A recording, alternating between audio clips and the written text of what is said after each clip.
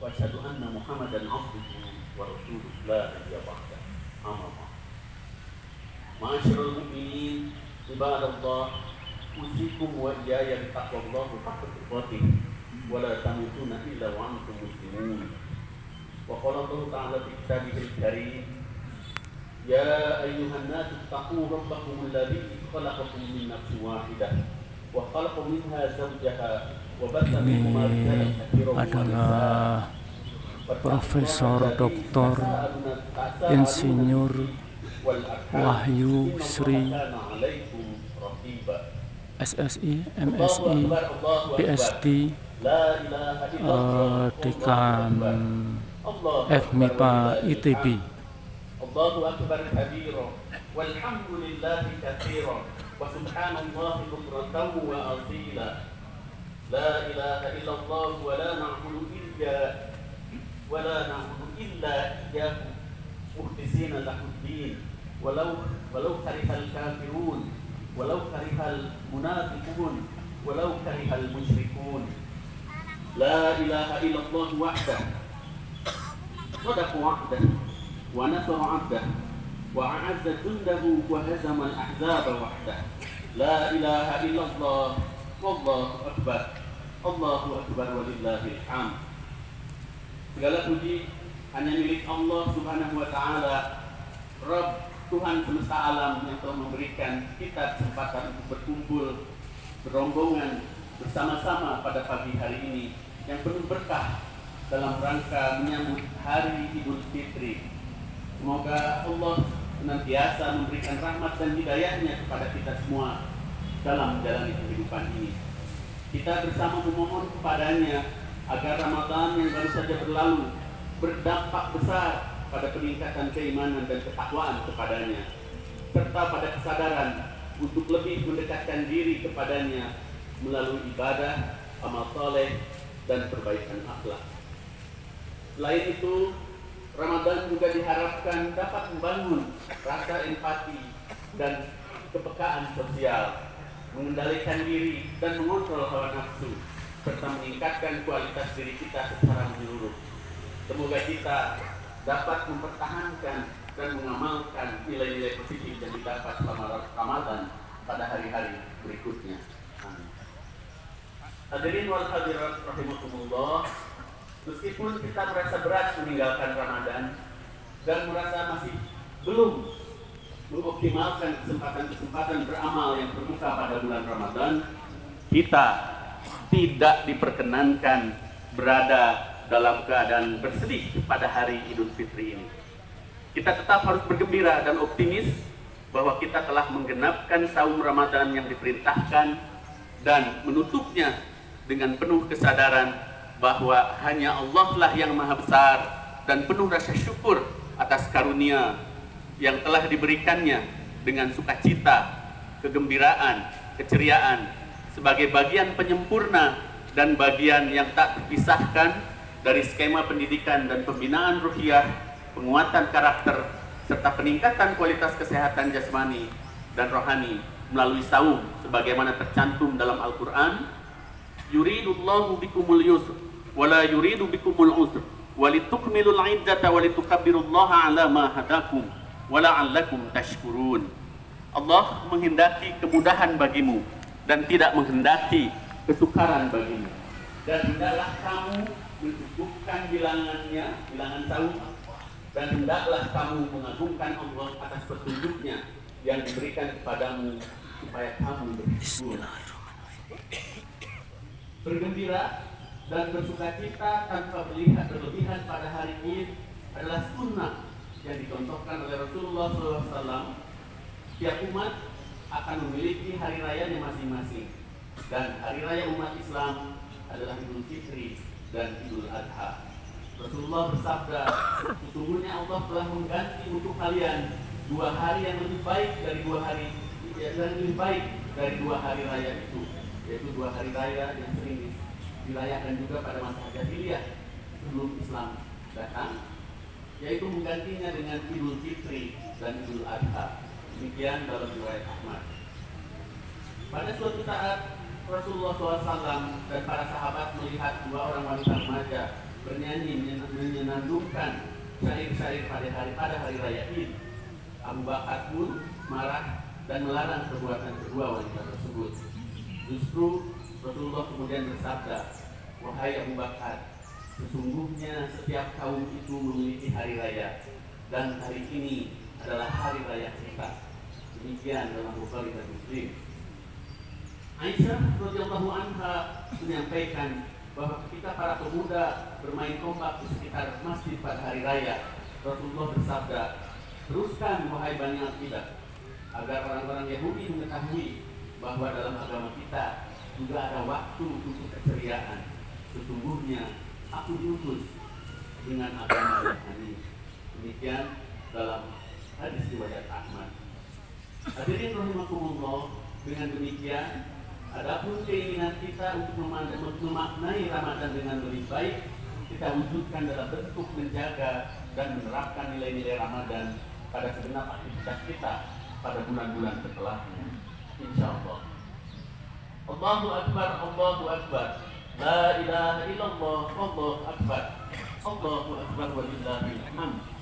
Tahun Ramadan yang setiap tahun kita lakukan adalah bagaikan suatu paket training atau pelatihan yang tujuannya adalah untuk menyegarkan, refreshing, serta juga untuk mengupgrade kualitas ketakwaan kita agar kita senantiasa memiliki kekuatan ruhiyah, tahanan jiwa, dan kemauan untuk selalu berjuang dalam kebenaran ketika menjalani kehidupan ini, serta kerelaan untuk berbuat baik kepada sesama.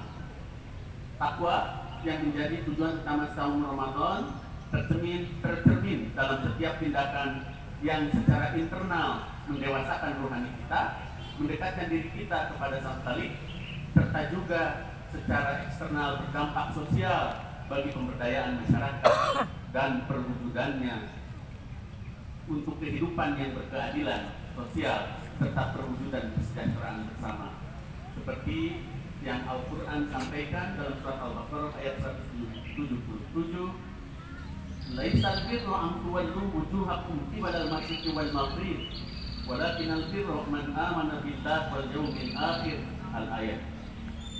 Bukanlah menghadapkan wajahmu ke arah timur dan barat itu suatu kebajikan, akan tetapi sesungguhnya kebajikan itu ialah beriman kepada Allah, hari kemudian, malaikat-malaikatnya, kitab-kitab, dan nabi-nabi, serta memberikan harta yang dicintainya kepada kerabatnya, anak-anak yatim, orang-orang miskin, musafir yang memerlukan pertolongan, dan orang-orang yang meminta-minta, serta dalam rangka memerdekakan hamba sahaya, mendirikan sholat dan menunaikan zakat, dan orang-orang yang menepati janjinya apabila ia berjanji, dan orang-orang yang sabar dalam kesempitan, penderitaan, dan dalam peperangan.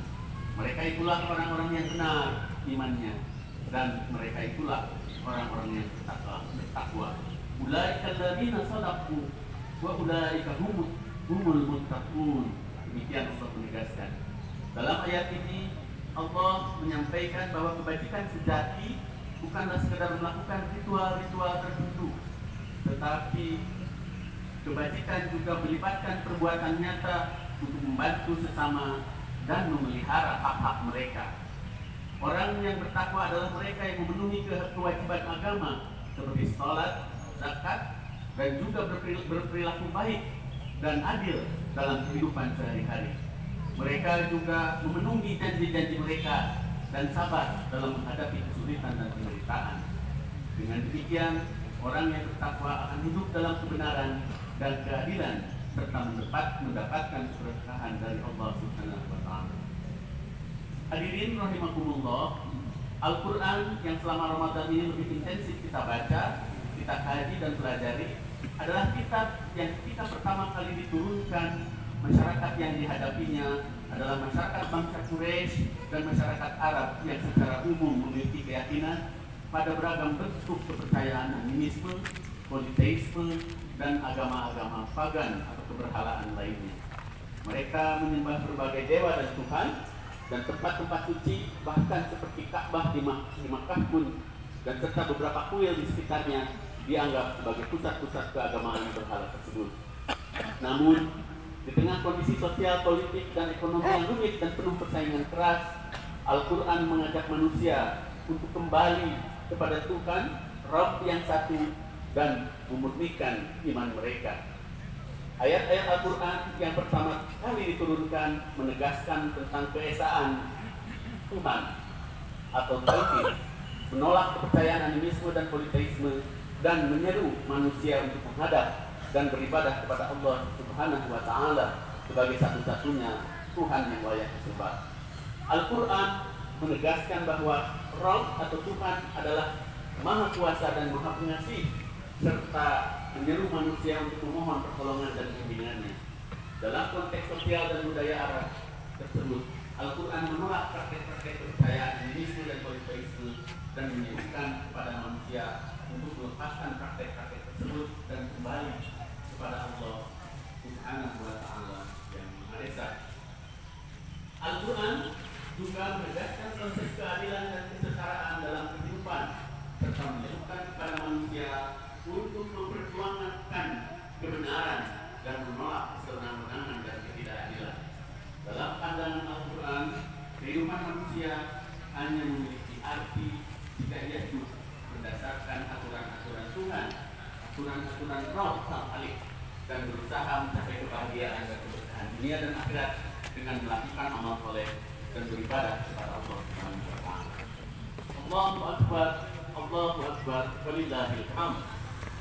Al-Quran yang diturunkan sebagai petunjuk bagaimana proses perubahan atau transformasi dari keadaan gelap gulita jahiliyah menjadi terang cahaya keimanan itu harus dilakukan pada kondisi masyarakat yang dihadapinya, seperti yang dinyatakan dalam Al-Quran surat Ibrahim ayat pertama, Kitabun anzalnahu ilaika litukhrijan nasa minadh-dhulumati ilan nur biizni rabbihim ila siratil azizil hamid.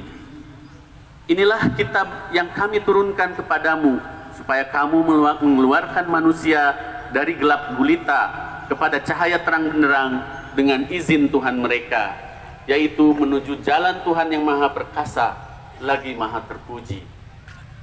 Al-Quran memiliki dampak perubahan atau transformasional yang signifikan dalam kehidupan manusia, baik secara individu maupun sosial. Yang pertama adalah transformasi spiritual. Al-Quran telah menginspirasi jutaan manusia, baik pada saat turunnya di zaman kenabian, zaman setelahnya, zaman sekarang, dan insya Allah pada zaman yang akan datang. Al-Quran telah menjadi sumber kekuatan spiritual bagi jutaan orang di seluruh dunia, hampir 1,9 miliar orang saat ini, dan menginspirasi mereka untuk hidup sesuai dengan prinsip-prinsip keagamaan yang baik dan benar. Yang kedua adalah transformasi sosial. Al-Quran telah mengubah pola pikir dan perilaku masyarakat dan mengarahkan mereka ke arah tatanan masyarakat yang lebih adil, toleran, dan harmonis. Al-Quran menekankan pentingnya nilai-nilai seperti keadilan, kesetaraan, kasih sayang, dan kebijaksanaan, serta menyerukan kepada manusia untuk memperjuangkan nilai-nilai tersebut dalam kehidupan mereka. Berikutnya, transformasi budaya. Al-Quran telah mempengaruhi dan mengubah budaya dan tradisi masyarakat di seluruh dunia. Al-Quran mendorong manusia untuk mencari ilmu pengetahuan dan teknologi, menghargai keindahan dan seni, dan menciptakan budaya yang positif serta bermanfaat bagi manusia. Dan tentu saja berikutnya adalah transformasi ekonomi. Al-Quran juga memiliki dampak yang signifikan dalam hal ini, dengan menekankan pentingnya perdagangan yang adil, memberikan sumbangan atau pertolongan, atau memberdayakan untuk kaum yang membutuhkan, dan menghindari transaksi yang merugikan atau manipulatif. Al-Quran juga memotivasi manusia untuk menciptakan dan mengupayakan kekayaan atau keberdayaan ekonomi dan menggunakannya dengan bijak, dan menolak konsumsi dan penggunaan yang berlebihan atau israf.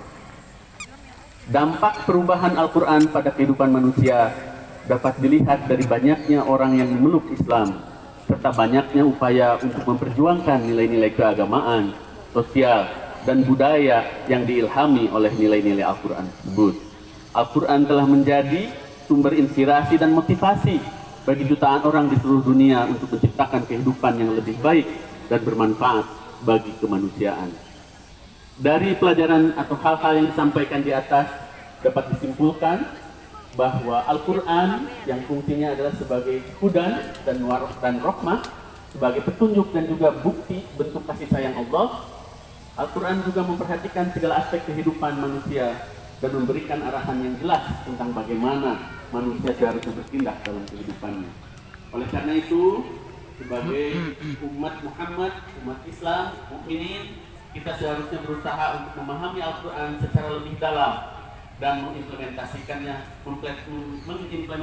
ajaran-ajarannya dalam kehidupan sehari-hari.